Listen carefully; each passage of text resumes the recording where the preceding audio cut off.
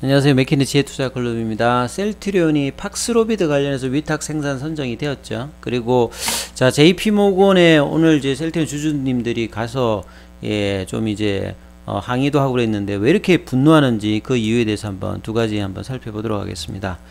자 어제도 말씀드렸습니다만 늦은 시간에 이제 셀트리온과 동방 FTL이 하이자의 팍스로비드 관련해서 코로나 이제 경구용 치료제 관련해서 복제약 생산 관련되는 부분으로 선정되었습니다. 그래서 셀트리온 같은 경우는 1월 달에 몰루피라비르 관련되는 부분에서 머크 관련해서도 이제 생산 기업으로 선정돼 이어서 하이자의 팍스로비드까지 선정되면서 이 개발력이라든지 기술력에서는 상당히 그 능력을 인정받고 있다. 그래서 이 셀트리온과 동방 FTL이죠. 동방 FTL도 두 군데 다 이제 해당되죠. 머크하고 하이자 관련해서. 그래서 국제의약품 특허풀 MPP 요거 이제 유엔 산하의 기관에서 저개발 국가들에게 라이센스를 맺어서 약품을 제공하는 뭐 그런 어떤 기관인데요. 자, 1월 달에 이제 머크의 몰루피라비르 관련되는 부분에서 제네릭 의약품 생산 기업을 발표한 데 이어서 이제 하이자의 팍스로비드 관련되는 부분에서 전 세계 35개 기업 12개국이죠. 이 중에서 국내에서는 2개 기업이 선정되었다. 그래서 이게 전량 국내용은 아니고 해외 수출용이다. 그래서 캐파가 작지 않습니다. 한 1조 가까이 그 몰루피라비르 관련해서 나왔기 때문에 팍스로비드 같은 경우에는 그것보다 더 뭐 많을 가능성이 많겠죠. 그래서 정부에서도 이제 이런 부분들에 대해서 중소득 국가에서 제네릭 의약품 저렴한 가격에 공급해 가지고 전 세계 뭐 고공안부에 기여할 방침이다. 이렇게 뭐 발표도 있었고요. 또 다른 어떤 기사를 한번 보면 이 셀트리온의 이번 성과에 대해서 이제 더블 크라운이다.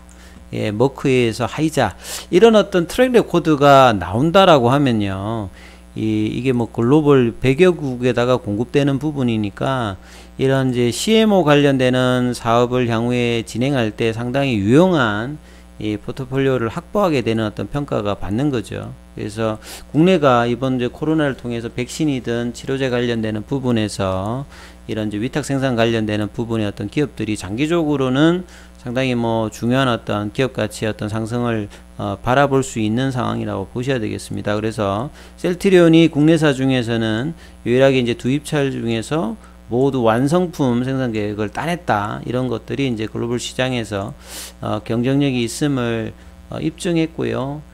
향후에 이제 케미칼 관련되는 부분들도 양적인 어떤 성장에서 상당히 뭐 중요한 어떤 부분을 차지할 것이다.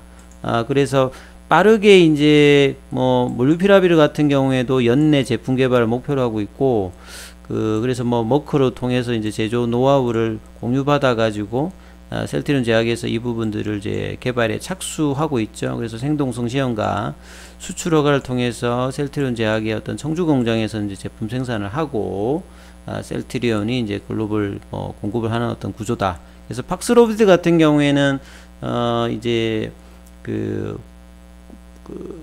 공급 우려가 조금 더 이제 원자재 부족이라든지 이런 것들이 있습니다만, 요것도 빠른 시일 내에 개발과 공급을 진행하겠다.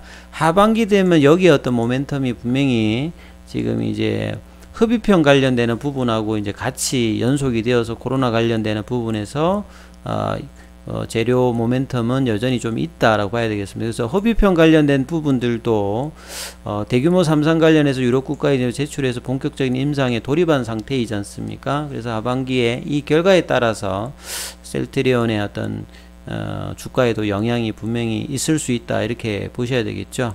그래서 요 흐름이 있는 상태고요.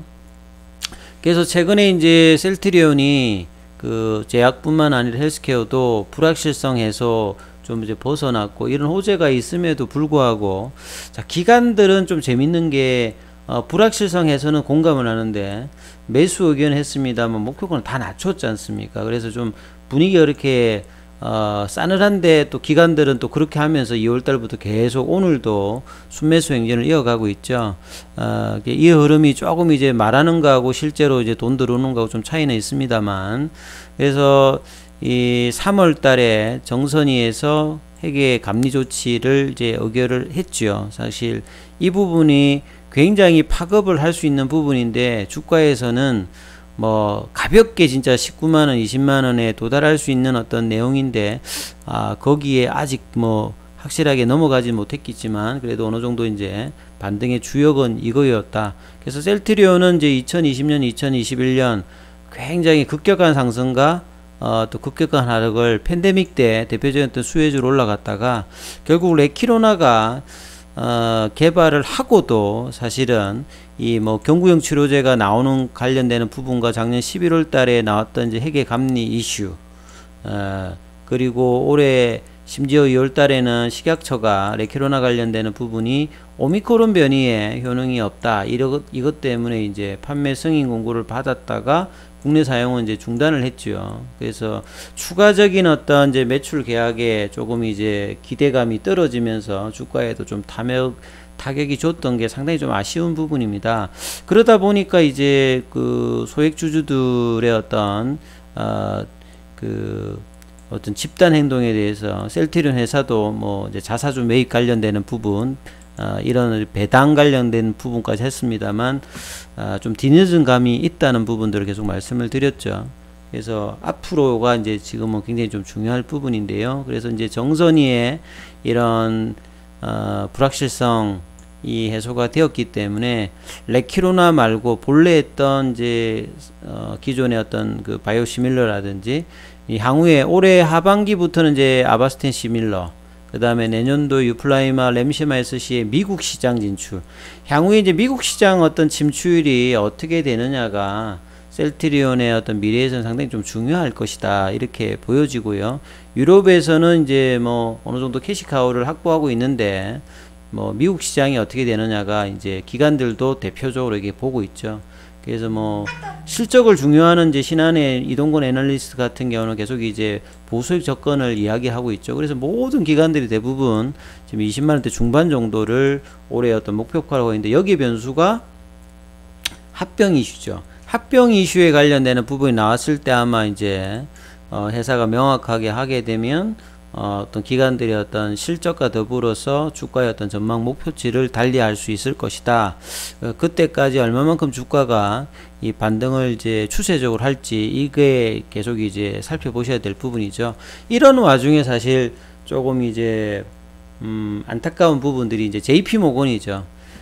JP모건 뿐만 아니라 뭐 모건 스탠리라든지 골드만삭스라든지 셀트리온의 공매도와 연관되어서 리포터로 항상 이제 주가를 누르는 이 흐름들이 뭐 이번뿐만 아니었죠. 이 JP모건 같은 경우는 수년간 이제 계속 이렇게 했고 또 수년간 또 이 그 회계감리 이슈의 어떤 부분들을 지적했던 부분이었는데 재밌는 거는 그 해소가 되었는데 오히려 리포터에서는 분식회계 관련되는 규제 리스크가 주가의 부담으로 작용했어요. 이렇게 좀 이야기를 한 거죠. 그래서 사실은 뭐 결과를 보고 내든지 결과가 나오는 어떤 시점에 또 이렇게 하면서 목표가를 낮췄다는 것도 상당히 좀 이상한 어떤 행동들을 많이 하고 있습니다. 그러니까 현재가 대비해서 주가를 낮추는 것도 있고 그 의견으로 제시하고 있는 부분들이 시장 상황하고 좀 안 맞는 부분을 계속적으로 하고 있는 게 이제 JP모건의 이거죠. 그래서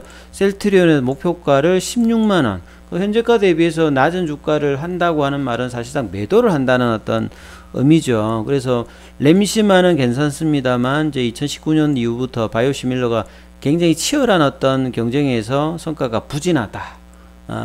근데 향후에 관련되는 부분은 지금 이야기를 안 하고 있죠. 후발 어떤 바이오시밀러가 경쟁 상황인데 이 결과에 대해서 뭐 이야기는 코멘트는 없고 뭐 판매 부진 재고 관련되는 부분 요거만 지금 이제 이야기를 하고 있다는 거죠. 그리고 이런 사항들이 최근에 어떤 이슈하고 좀 동떨어져 있는 이야기를 많이 하고 있고 그리고 이제 재밌는 거는 JP모건이 또 이렇게 매도 리포트를 내고 난 다음에 또 주가 떨어지면 또 사요.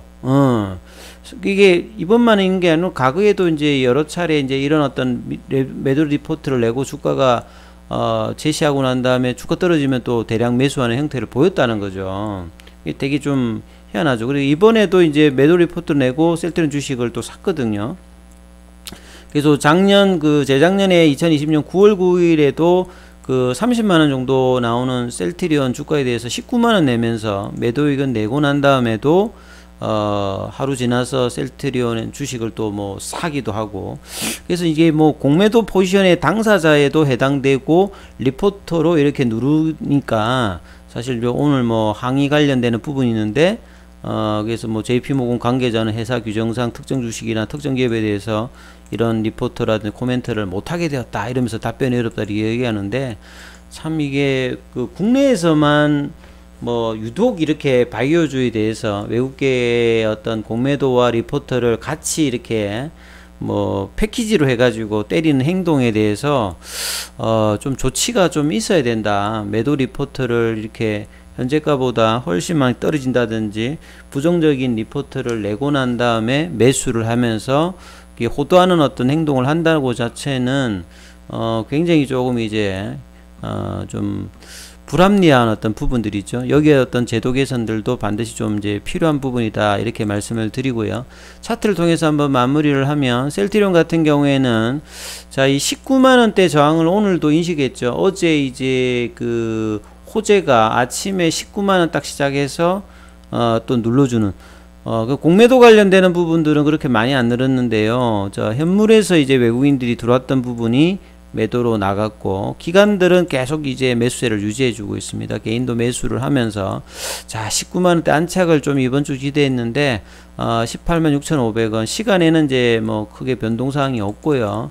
그래서 19만원대의 어떤 음봉 시가를 확실하게 넘기는 어떤 분위기는 다음 주에 이제 또 한번 어떻게 되는지 좀 살펴보셔야 될 것 같고요.